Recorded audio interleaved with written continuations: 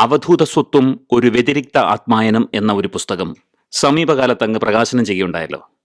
ഈ പുസ്തകത്തിലൂടെ അങ്ങ് എന്താണ് ലക്ഷ്യമിടുന്നത്? അവധൂതർ എന്ന വാക്ക് നമ്മുടെ പുരാണങ്ങളിലും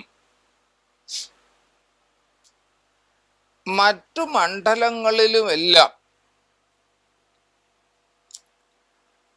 അപൂർവം ചില സന്ദർഭങ്ങളിൽ അല്പസ്വല്പമെല്ലാം സൂചിപ്പിച്ച് മൗനം ഭജിച്ചിട്ടുള്ളൊരു വാക്കാണ്. ഈ സമീപകാലത്തായി അവധൂതം എന്ന വാക്ക്, അവധൂതർ എന്ന വാക്ക് ആത്മീയതയിൽ ശ്രദ്ധിക്കുന്ന മഹാഭൂരിപക്ഷം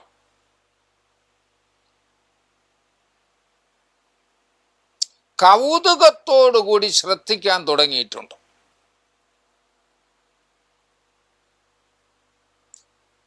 ഇങ്ങനെ ശ്രദ്ധിക്കാൻ തുടങ്ങിയെങ്കിലും അവരിൽ ഭൂരിപക്ഷത്തിനും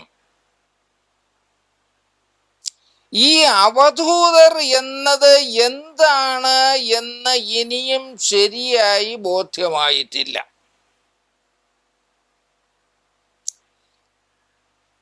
അഞ്ജനമെന്നാൽ ഞാൻ അറിയും, മഞ്ഞൾ പോലെ വെളുത്തിരിക്കും എന്ന അവസ്ഥയിലാണ് പലരും പറഞ്ഞ് അവധൂതരെ കുറിച്ച് സമർത്ഥിച്ചു വച്ചിരിക്കുന്നത്.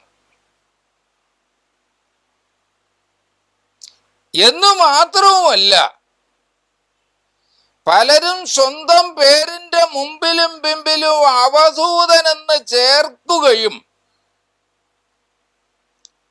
ബാക്കി ഭാഗം ഞാൻ പറയുന്നില്ല, ആ പേരിന്റെ ബലത്തിൽ ജ്ഞാനം ഈശ്വരീയ മാർഗിയാണെന്ന് സ്ഥാപിക്കാൻ ശ്രമിക്കുകയും ചെയ്യുന്നുണ്ട്.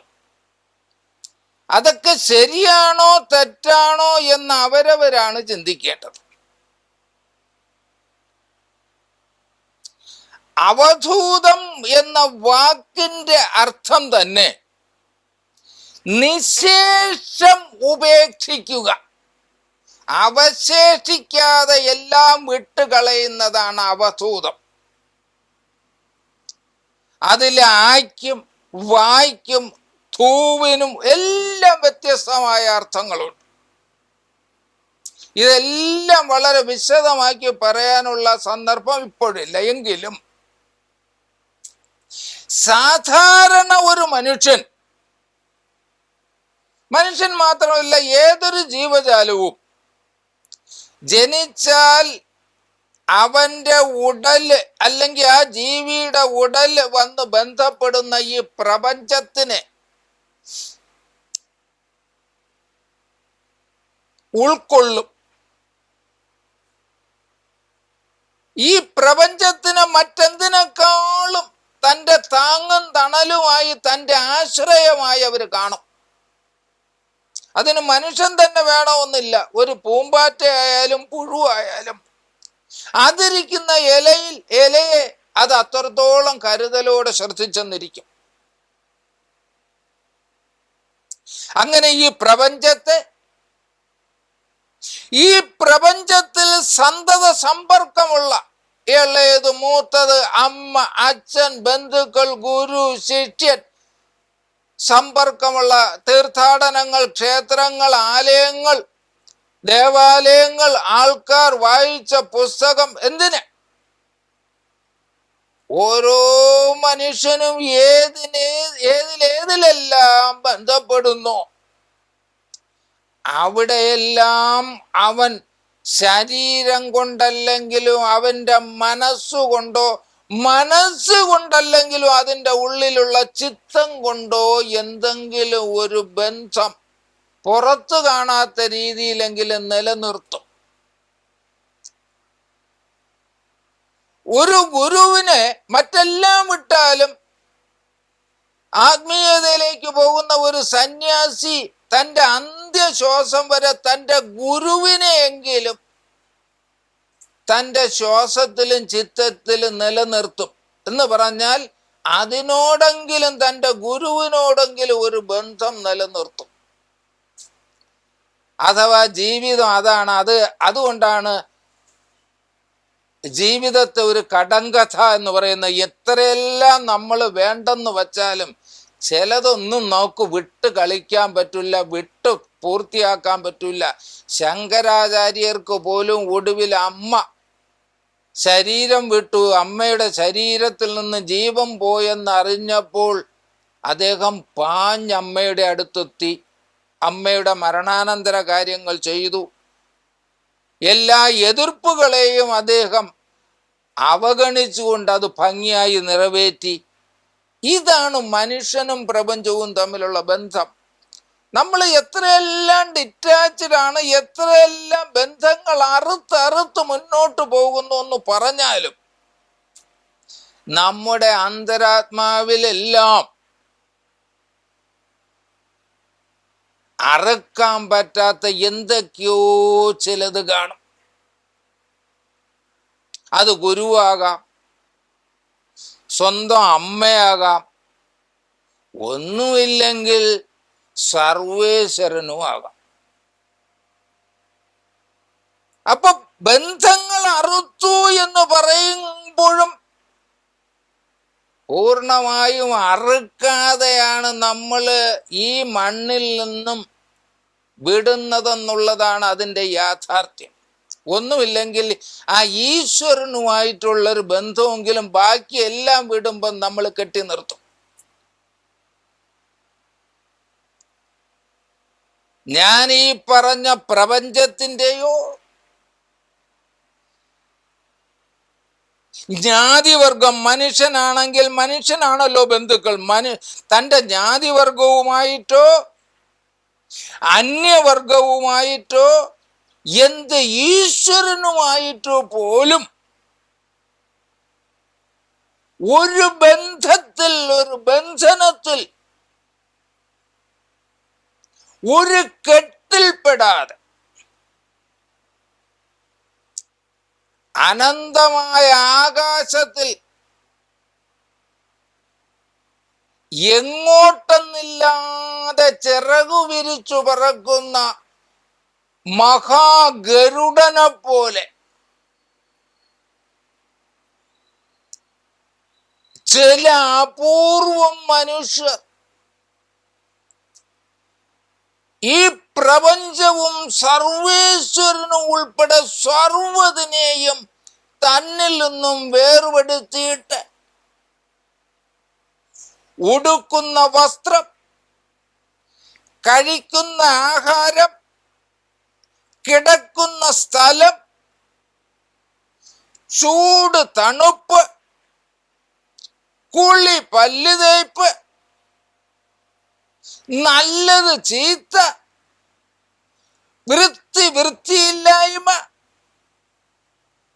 സുഖം ദുഃഖം, ഉദയം അസ്തമയം, സാധാരണ മനുഷ്യൻ ശ്രദ്ധിച്ചു പോകുന്ന, താല്പര്യപ്പെട്ടു പോകുന്ന, അഥവാ താല്പര്യപ്പെടാതെ അടുത്ത സൂര്യോദയമോ അസ്തമയോ എത്തിച്ചേരാൻ പറ്റാത്ത എല്ലാത്തിൽ നിന്നും, ദാഹജലത്തിൽ നിന്നും പോലും എല്ലാം വിട്ടാലും ദാഹിക്കുമ്പോൾ ഒരു തുള്ളി വെള്ളം കുടിക്കണ്ടേ? അതെവിടെ ഉണ്ടെന്ന് അറിഞ്ഞിരിക്കണ്ടേ? ആ ദാഹജലത്തിനോട് പോലും ബന്ധം സ്ഥാപിക്കാതെ ആരാനം കൊണ്ടെന്നു തന്നീടിൽ തിന്നീടാം, അല്ലെങ്കിൽ നല്ലതേ പട്ടിണി. ആരെങ്കിലും കൊണ്ടൊന്ന് തന്നാൽ ചിലപ്പോ അല്പ വല്ലതും എടുത്ത് നാക്കിൽ രുചിച്ചെന്നിരിക്കും, അല്ലെങ്കിൽ പട്ടിണി തന്നെയാണ് അതിനേക്കാളും നല്ലതെന്നും പറഞ്ഞ് മനുഷ്യനായി പിറന്ന ആർക്കും ഈ ഭൂമിയിൽ ഒന്നുമില്ലെങ്കിൽ കിടക്കുന്ന ഇടത്തിനോടെങ്കിലും ആ കിടക്കുന്ന നേരത്തെങ്കിലും എന്തെങ്കിലും ഒരു മമതയല്ലെങ്കിലും ഒരു താല്പര്യം ഉണ്ടെങ്കിൽ അവിടെ കിടക്കൂ. അതാണ് എല്ലാ ജീവജാലങ്ങളുടെ ഒരു പ്രത്യേകത. എന്നാൽ ഒരു രംഗത്തും ഒരു താല്പര്യവുമില്ലാതെ പ്രപഞ്ചത്തിൽ ഒന്നിനും വശീകരിക്കാൻ പറ്റാത്ത വിധം ചിത്തമാം വലിയ വൈരിയെ വെന്ന് മനസ്സാകുന്ന തന്റെ ശത്രുവിന്, ലോകത്തിന് മാത്രമല്ല തന്റെ ഏറ്റവും വലിയ ശത്രുവായ സ്വന്തം മനസ്സിനെ വെന്ന് ദുഃഖമെന്ന് പറയുന്ന തന്റെ എന്നേക്കുമായുള്ള ഉപദ്രവകാരിയെ ഇല്ലാതാക്കിയ, നശിപ്പിച്ച, മോഹമെന്ന് പറയുന്ന തന്റെ അപകടകാരിയായ സുഹൃത്തിനെ എന്നേക്കുമായി മാറ്റി നിർത്തിയ ഈ മണ്ണിൽ ഒന്നിനെ കുറിച്ച് ഒരു പ്രതീക്ഷയില്ലാതെ നാളെ എനിക്ക് മോക്ഷം കിട്ടണമെന്നോ മോശം ഭവിക്കണമെന്നോ രണ്ടും ചിന്തിക്കാതെ, മോക്ഷത്തിലും മോശത്തിലും താല്പര്യമില്ലാതെ, യഥാ നിയോഗ തഥാ കരോമി, എങ്ങനെയാണോ നടക്കുന്നത് അങ്ങനെ തന്നെ നടന്നോട്ടെ എന്ന് വിചാരിച്ച് മറ്റുള്ളവർ മലമൂത്ര വിസർജനം നടത്തിയ സ്ഥലത്ത് പോലും യാതൊരു വൈമുഖ്യമില്ലാതെ കിടന്നുറങ്ങാനും, മറ്റുള്ളവർ കഴിച്ച് വലിച്ചെറിയുന്ന എച്ചിൽ പരീക്ഷത്തിന് ജ്ഞാനോപദേശം കൊടുത്തതിന് ശേഷം മഹാസദ്യയിൽ പങ്കെടുക്കാതെ ആ സദ്യയിൽ പങ്കെടുത്തവർ ഉപേക്ഷിച്ച എച്ചിലില ചെന്ന് വാരി വലിച്ച് നക്കിയ ശുകനെ പോലെ ലോകം മുഴുവൻ പുണരുന്നതിനെ ഒന്ന് തിരിഞ്ഞുപോലും നോക്കാതെ സാധാരണ മനുഷ്യനെ ആലോരസപ്പെടുത്തുന്ന ലജ്ജ, സങ്കോചം, മാനം ഇത്യാദി യാതൊന്നുമില്ലാതെ വസ്ത്രത്തെക്കുറിച്ചോ ആഹാരത്തെക്കുറിച്ചോ ബന്ധങ്ങളെക്കുറിച്ചോ പ്രപഞ്ചത്തെക്കുറിച്ചോ ഈശ്വരനെ കുറിച്ചോ പോലും ചിന്തയില്ലാതെ ചിത്തമാം ബ്രഹ്മത്തെ കടഞ്ഞ് എത്രയോ ജന്മങ്ങളായി തന്റെ ചിത്തമാകുന്ന ബ്രഹ്മത്തെ കടഞ്ഞ് അതിൽ നിന്നും സ്വയം കണ്ടെത്തിയ അമൃതിനെ ഭുജിച്ചുകൊണ്ട് മറ്റൊന്നിനെയും ശ്രദ്ധിക്കാതെ എല്ലാം വിട്ട് ജീവിതത്തിൽ, ജീവിത നിഘണ്ടുവിൽ ഒന്നിനും ഒരർത്ഥമില്ലാതെ വെറും ശൂന്യതയുടെ ഒരു വര മാത്രം ഇട്ടുകൊണ്ട് ജീവിക്കുന്നവരുടെ പേരാണ് അവധൂതർ. അതുകൊണ്ടാണ് എൻ്റെ പുസ്തകത്തിന്റെ പേര് അവധൂത സ്വത്വം, ഒരു വ്യതിരിക്ത ആത്മായനം. അവധൂതന്മാരുടെ ഐഡന്റിറ്റി എന്ന് പറഞ്ഞാൽ ഒരു വേറിട്ട ആത്മീയതയാണ് എന്നും യതി, മുനി, സന്യാസി, ഗുരു, യോഗി, അങ്ങനെ ഇങ്ങനെ ആത്മീയതയിൽ അങ്ങോട്ട് പേര് പറയാൻ തുടങ്ങിയ എത്രയോ വിഭാഗങ്ങളുണ്ട്. എന്തെല്ലാം കിരീടങ്ങളും എന്തെല്ലാം വേഷങ്ങളും കെട്ടി സ്വയം ഞാനും മറ്റതാണ്, ഞാനും ദൈവമാണെന്ന് ധരിച്ചിരിക്കുന്ന ഒരെണ്ണത്തിനു പോലും അടുക്കാനോ ഒരെണ്ണത്തിനു പോലും ഈ അവസ്ഥയിൽ എത്താനോ പറ്റാത്ത ലക്ഷം മനുഷ്യർ കൂടുമ്പോൾ അതിൽ ലക്ഷണമുള്ളവർ ഒന്നോ രണ്ടോ എന്ന് പറഞ്ഞതുപോലെ ഓരോ കാലഘട്ടത്തിലും ലക്ഷക്കണക്കിന് ആളുകളിൽ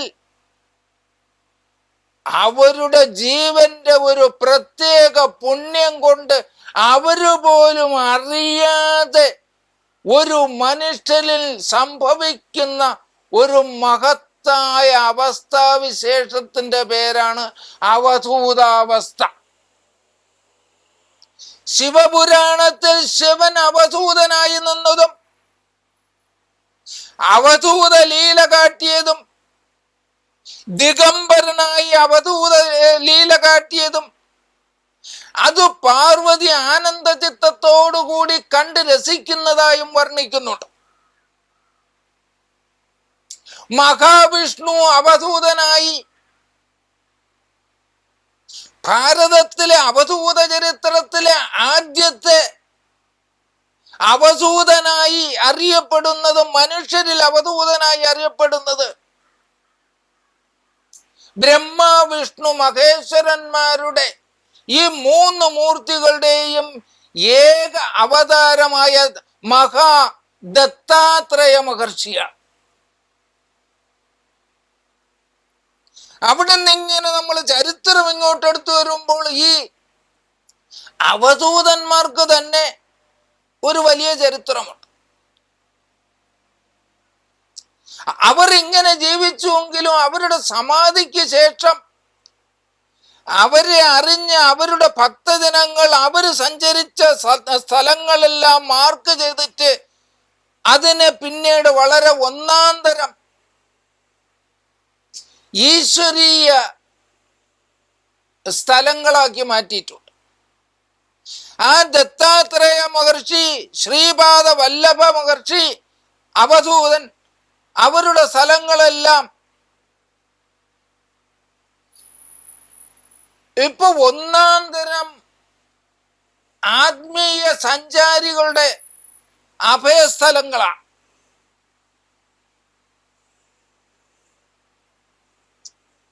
മഹാരാഷ്ട്രയ്ക്കും കർണാടകത്തിനും അടുത്തുള്ള ഗംഗാപൂർ എന്ന് പറയുന്ന സ്ഥലത്ത്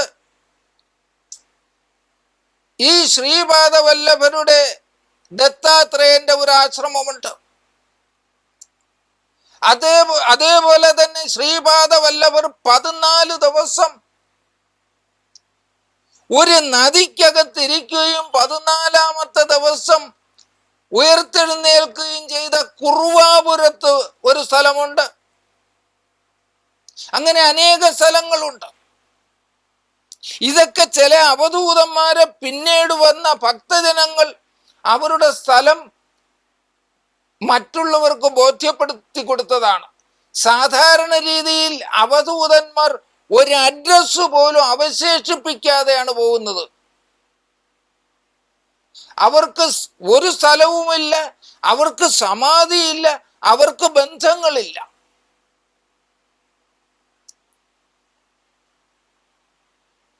നമ്മുടെ സിദ്ധിസായി പോലും യഥാർത്ഥത്തിൽ സന്യാസിയല്ല. അദ്ദേഹത്തെ അടുത്തറിയുന്നവർക്കറിയാം സിദ്ധിസായി സമാധി വരെ ഒരു അവധൂത സ്വഭാവത്തിലായിരുന്നു. ഞാൻ ഇത്തരം അവധൂതന്മാരെ കണ്ടു തുടങ്ങുന്നത് എൻ്റെ 8ാമത്തെ വയസ്സിലാണ്. എൻ്റെ 8ാമത്തെ വയസ്സിൽ കരമനയാറ്റിന്റെ ഏറെക്കുറെ അടുത്തായിരുന്നു എൻ്റെ ജനന വീട്. ഞാൻ അങ്ങനെ തൊടിയിൽ കളിച്ചു നിൽക്കുമ്പോൾ ഒരു മനുഷ്യൻ എത്രയോ വട്ടി ഒന്നിനു മേൽ ഒന്നായിട്ട് തലയ്ക്കുമേലെ വച്ചുകൊണ്ട് ഇങ്ങനെ നടന്നു പോകുന്നു. കളിച്ചുകൊണ്ട് നിന്ന എനിക്ക് അതിനേക്കാളും രസം ഈ വട്ടിയും ചുമന്ന് നടക്കുന്ന മനുഷ്യനെ തോന്നി. ഇദ്ദേഹം നടന്നപ്പോൾ ഇതിന്റെ പുറകെ ഞാനും വച്ചു പിടിച്ചു. ആ നടത്തയും ആ വട്ടിയുടെ രസികത്വവും എല്ലാം കൂടി അദ്ദേഹം നടന്ന് കരമനയാറ്റിന്റെ കരയിലെത്തി. ഞാനും നടന്നവിടെത്തും. കരമന ആറ്റിന്റെ കരയിലെത്തിയ അദ്ദേഹം നിമിഷങ്ങൾക്കകം ആറ്റിലിറങ്ങുന്നത് ഞാൻ കണ്ടില്ല, ആറ്റിന്റെ അക്കരെ നിൽക്കുന്നതാണ് ഞാൻ കണ്ടത്. കൊച്ചുകുട്ടിയാണ്. എനിക്കൊരു അത്ഭുതം അങ്ങ് തോന്നി, എങ്ങനെ ആറ്റിലിറങ്ങാതെ അക്കരെ പോയി? അപ്പോഴും ആ വട്ടി തലയിലിരിക്കുക. ആ വട്ടി തലയിൽ വെച്ചുകൊണ്ട് അദ്ദേഹം തിരിഞ്ഞെന്നെ കുറെ നേരം എന്നെ തന്നെ നോക്കിക്കൊണ്ട് നിന്നു. എനിക്ക് ആദ്യം തോന്നി ഞാൻ പുറകെ വന്നത് ഇഷ്ടപ്പെടാത്തത് കൊണ്ട് എന്നെ വിരട്ടിയതാണോ, നോക്കിയതാണോ. കുറെ നേരം എന്നെ തന്നെ നോക്കിക്കൊണ്ട് നിന്നിട്ട് ആ മനുഷ്യൻ എങ്ങോട്ടോ മറഞ്ഞു. എൻ്റെ 8ാമത്തെ വയസ്സിലാണ്.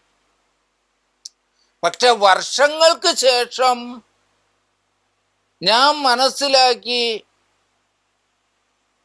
അത് തെക്കൻ തിരുവിതാംകൂറിൽ അക്കാലത്തെ ഏറ്റവും പ്രസിദ്ധനായിരുന്ന വട്ടിസ്വാമിയായിരുന്നു.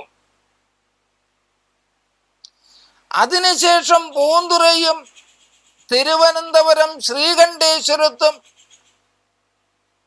തമിഴ്നാട്ടിൽ മണ്ടക്കാട് ക്ഷേത്രത്തിന്റെ അപ്പുറത്തുള്ള മുട്ടം കടൽ തീരത്തും, എന്തിന് ഭാരതത്തിലെ ഏകദേശം കൈലാസത്തിനോട് അടുത്തുള്ള ആ പ്രാന്തപ്രദേശത്തിൽ തുടങ്ങി രാമേശ്വരം വരെയുള്ള സ്ഥലത്ത് എണ്ണമറ്റ 10,000 എന്ന് പറഞ്ഞാൽ ഒരു പക്ഷെ കുറഞ്ഞു പോകും. എൻ്റെ ഈ 55 വർഷത്തെ നിരന്തരമായ യാത്ര കൊണ്ട് എത്രയോ അധികം ആരാരും ശ്രദ്ധിക്കാത്ത അവധൂതന്മാരെ കാണാനുള്ള ഒരു നിയോഗം, അത് ഭാഗ്യമെന്നോ ഭാഗ്യക്കേടെന്നോ ഞാൻ പറയുന്നില്ല, ഞാൻ കണ്ടിട്ടുണ്ട്. ഈ 10,000-കണക്കിന് ഈ അവധൂതന്മാര് എൻ്റെ ഹൃദയത്തിലും ഉണ്ട്. അതിനേക്കാളും അടിവരയിട്ട് എനിക്ക് പറയാം, അവരുടെ എല്ലാ ഹൃദയത്തിൽ ഞാനും ഉണ്ട്, അതെനിക്ക് ഉറപ്പാണ്. ഒരു പ്രാവശ്യം കണ്ടു മറയുകയല്ല ഞാൻ ചെയ്തിട്ടുള്ളൂ. അങ്ങനെ എൻ്റെ ജീവിതം മുഴുവൻ തന്നെ ഞാൻ വേണമെങ്കിൽ ഒരു അവധൂതായനം എന്നെനിക്ക് പറയാം. എൻ്റെ ജീവിതം മൊത്തം തന്നെ ഈ വേറിട്ട ഈ മനുഷ്യന്മാർ, ഈ ആത്മീയതയിൽ വേറിട്ട് ജീവിക്കുന്ന ഈ ആത്മീയ പുണ്യാത്മാക്കളെ കണ്ടു തീർക്കലായിരുന്നു ഇത്രയും കാലം ചെയ്തത്. ഈ പുണ്യാത്മാക്കളാകുന്ന ഈ അവധൂത പുരുഷന്മാരെ കുറിച്ച് വായിക്കാൻ ഇംഗ്ലീഷിലും മറ്റു ഭാഷകളിലും മലയാളത്തിലും ബുക്കുകൾ തിരഞ്ഞപ്പോൾ അവധൂതരെ കുറിച്ച് മാത്രമായിട്ടുള്ള ഒരു ബുക്കുമില്ല. എല്ലായിടത്തും കുറേശ്ശെ ആകാശത്ത് ഇടയ്ക്കിടയ്ക്ക് കാർമേഘം നിൽക്കും പോലെ ചില സൂചനയുണ്ട്. അതുകൊണ്ടാണ് ആദ്യമായി അവധൂതരെ കുറിച്ച് ഞാൻ ഇങ്ങനെ ഒരു പുസ്തകം എഴുതാനും അത് മലയാളികൾക്കായിട്ട് സമർപ്പിച്ചത്. ഇനി കാലാന്തരത്തിൽ ലോകം മൊത്തം തന്നെ അനേകം ബുക്കുകൾ ഈ അവധൂതരെ കുറിച്ച് വന്നെന്നിരിക്കാം. അങ്ങനെ അവധൂതരെന്താണെന്ന് ലോകർ അറിഞ്ഞെന്നിരിക്കാം. പക്ഷെ എനിക്ക് ഒറ്റ കാര്യമേ ഉള്ളൂ, പരിശുദ്ധരല്ല, വിശുദ്ധിയുടെയും വിശുദ്ധരായി, ഒന്നിലും ഒട്ടാതെ, ഒന്നിനും ഒട്ടിപ്പിടിക്കാൻ പറ്റാതെ, വിശുദ്ധിയുടെ വിശുദ്ധിയായി ഒരു ഒട്ടലുമില്ലാതെ ഇങ്ങനെ ജീവിക്കുന്ന ഈ, ഞാൻ എന്തോന്നൊരു വാക്കുപയോഗിക്കാൻ, പരിശുദ്ധിക്ക് പോലും ഇവരെ നിർവചിക്കാൻ പറ്റില്ല. പരിശുദ്ധിയുടെയും മേലെ ഒരു ജന്മം ഇങ്ങനെ ജീവിച്ചു തീർക്കുന്ന ഈ പുണ്യാത്മാക്കളെ അവരുടെ പേരുപയോഗിച്ചുകൊണ്ട്, അവരുടെ പേരും പറഞ്ഞ് വയറ്റിപ്പിഴപ്പ് നടത്തുന്ന ചില ആത്മീയ സഞ്ചാരികളെ കാണുമ്പോൾ എനിക്കെന്തെന്നില്ലാത്ത സങ്കടം തോന്നുന്നു. അവരാ തൊഴിലൊന്ന് അവസാനിപ്പിക്കണം. വേറൊന്നും ചെയ്തില്ലെങ്കിലും വന്നിച്ചില്ലെങ്കിലും നിങ്ങൾ നിന്ദിക്കരുത്. ഇങ്ങനെയുള്ള ആൾക്കാരെ അവരുടെ അഡ്രസ്സ് വച്ചിട്ട് സ്വയം ഞാൻ എന്തോ ആണെന്ന് ധരിപ്പിക്കാൻ ഇറങ്ങിത്തിരിക്കാതിരിക്കുക. അതാണ് ഈ അവധൂതന്മാരോട് നമുക്ക് ചെയ്യാവുന്ന ഏറ്റവും വലിയ നന്ദി എന്ന് മാത്രം പറയുന്നു. ഈശ്വര വിശ്വാസികളായ എല്ലാവരും ഈശ്വരന്മാരെയും ദേവന്മാരെയും സന്യാസിമാരെയും ഗുരുജനങ്ങളെയും മറ്റും കൃതികളും എല്ലാം അറിയുമ്പോൾ നിങ്ങളുടെ ആത്മീയത പൂർണ്ണമാകണമെങ്കിൽ നിങ്ങൾ അവധൂതരാകണമെന്ന് ഞാൻ പറയുന്നില്ല, അവധൂതരുടെ സുഹൃത്താകണമെന്നും പറയുന്നില്ല. നിങ്ങൾക്ക് അവധൂതരുടെ സുഹൃത്താകാൻ പറ്റില്ല, കാരണം അവർക്ക് സുഹൃത്തുമില്ല, ശത്രുവുമില്ല.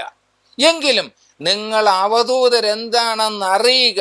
എങ്കിൽ മാത്രമേ നിങ്ങളുടെ ആ ആത്മീയത പൂർണ്ണതയിൽ എത്തുകയുള്ളൂ. ഓം പരമാത്മാവേ നമഃ.